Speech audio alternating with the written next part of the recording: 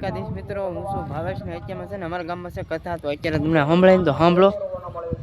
ચોખાનો લોટ લેવો ને ખાંડ ના મળે તો ગોળ નહીં પણ બધી સરખી કરી પાક પછી પોતાની શક્તિ પ્રમાણે બ્રાહ્મણની દક્ષિણા આપી સત્યનારાયણનું વ્રત અને કથા પોતાના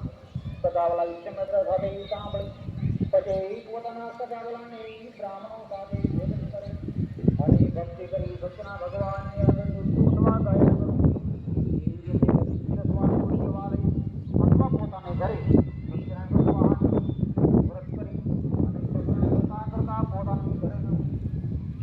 આ રીતે વ્રતની ભક્તિ એ માણસ કરશે તેની મનોકામના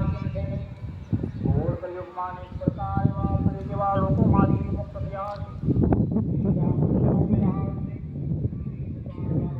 સત્યનારાયણ ભગવાન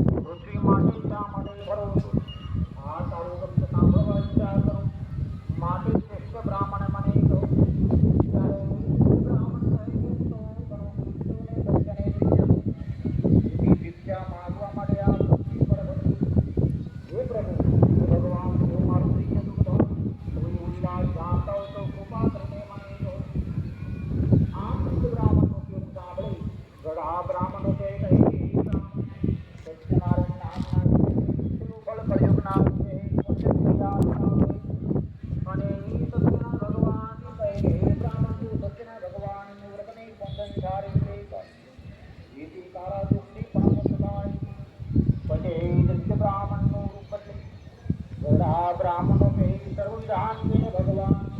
અંદર ધ્યાન દિયા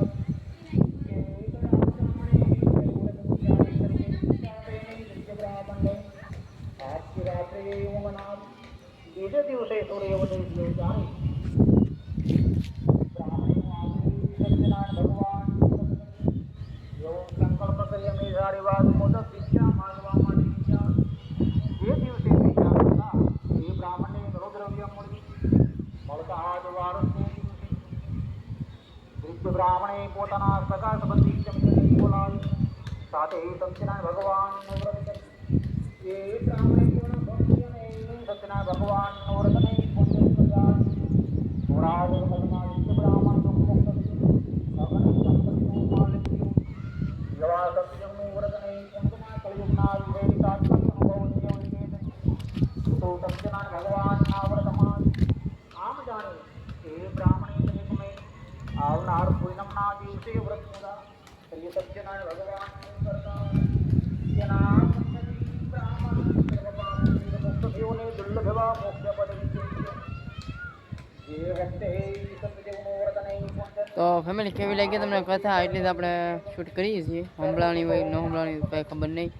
હું આગળ આખો વિડીયો જોઈ લો પછી ખબર પડે. તો મળીએ હવે કાલે નવા